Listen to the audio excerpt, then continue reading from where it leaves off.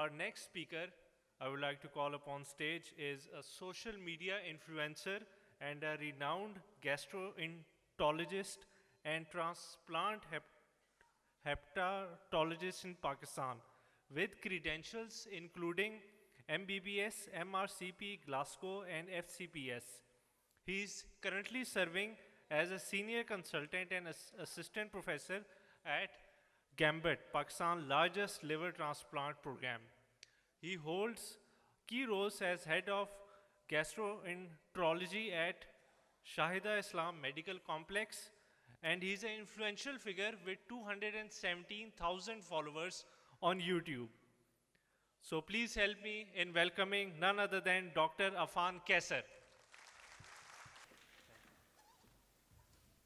अस्सलाम वालेकुम। तारुफ अभी तबीब और हबीब की बात हो रही थी, तो जो तबीब होता है वो जिस्म का इलाज करता है और जो हबीब होता है वो रूह का इलाज करता है। तो यहाँ मैं तबीब वाली कोई बात नहीं करूँगा, हबीब वाली बातें मैंने भी यही सीखा है और मैं भी अहले वासफ़ीन में इसीलिए शामिल हूँ। कहते हैं कि इबादत फ़रिश्ता तो बना सकती है, इंसान नहीं बना सकती, इंसान दर्द से बनता है। तो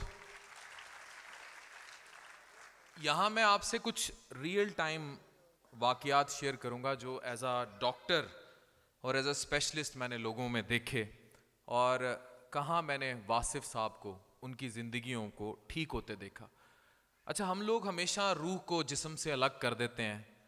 टेक्निकली, लॉजिकली, मेडिकली ये अलग हैं, लेकिन जब तक हम सांस ले रहे हैं और इस दुनिया पर फिर रहे हैं ये जुड़े हुए हैं और हम लोगों को ये बात समझ नहीं आती।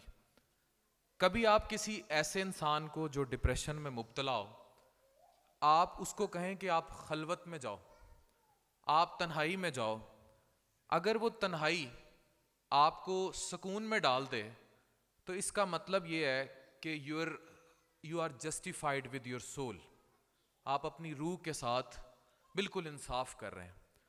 लेकिन अगर आपको आपकी तन्हाई तड़प में डाल दे तो it means you are not fair with your soul, आप अपनी रूह के साथ ठीक नहीं कर रहे, वो कहीं और भटक रही है। यही इश्क का फ़लसफ़ा है। मैं यहाँ एक वाक़या आप लोगों से शेयर करूँगा, शायद आप लोगों को ये बड़ा हटके लगे, लेकिन ये वो वाक़या है जिसने मेरी ज़िंदगी बदली।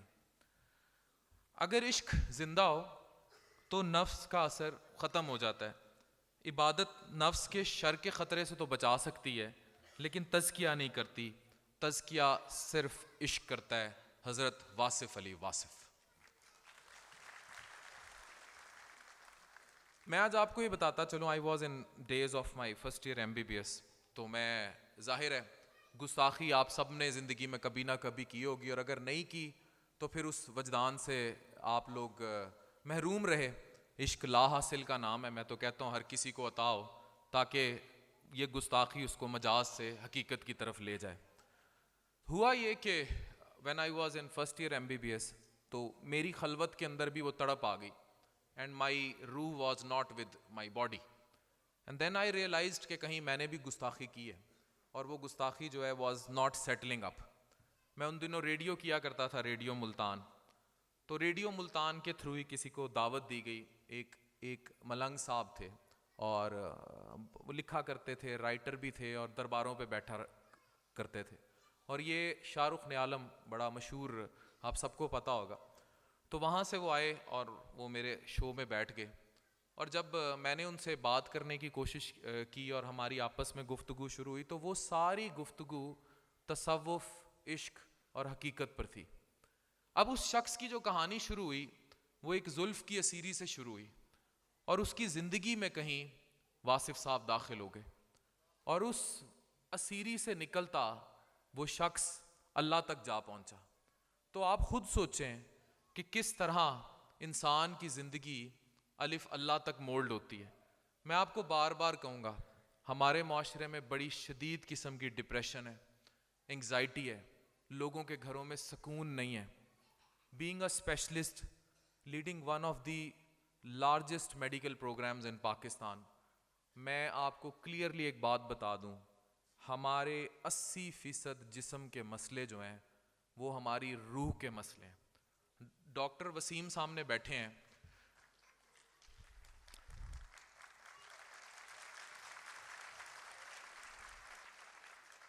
I have seen him healing people by healing soul. मेरे पास एक खातून आती है, उम्र 12 साल, शादी कर दी हमारे ही मुआशरे के लोगों ने 60 साल के किसी शख्स के साथ। उम्र 25 साल, दूसरी शादी होती है 75 साल के किसी शख्स के साथ, कोप नहीं कर पा रही, दोनों शादियां मर्जी से नहीं हुई।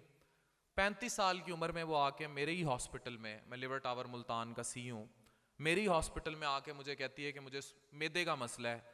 टेक्निकली उसे मैदे का मसला था नहीं।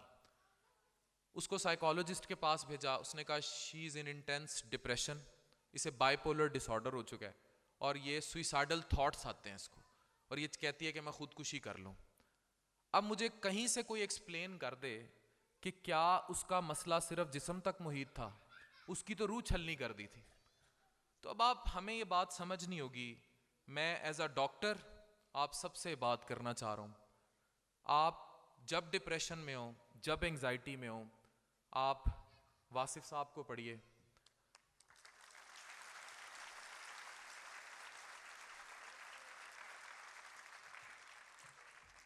आप अल्लाह की उस लॉ को पढ़िए जो आपको ठीक करेगी।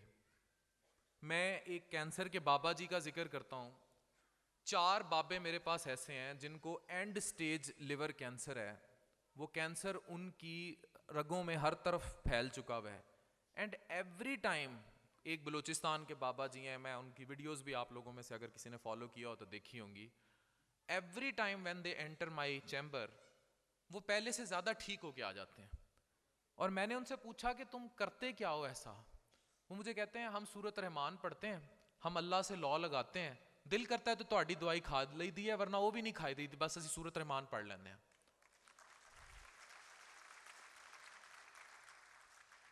तो मैं बतौर तबीब हबीब को कैसे ना मानूं?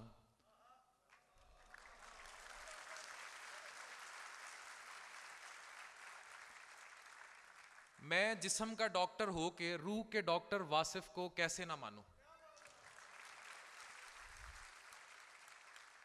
तो मैं आज आप सबसे अपील करूंगा कि इफ़ यू रियली वांट कि आप सब अपनी 80% बीमारियों को यहाँ ख़त्म कर लें, वासिफ को पढ़िए, तहज्जुद के टाइम एक मुसल्ला बिछाइए, सजदा कीजिए, रब से मांगिए। देखिए तकदीर इलाही के नविश्ते भी वही हैं, अल्लाह भी वही, उसके फरिश्ते भी वही हैं। उतर सकते हैं तेरी मदद को मलाइक अब भी, गर्जाते इलाही से तेरे रिश्ते भी वही हैं। Thank you very much.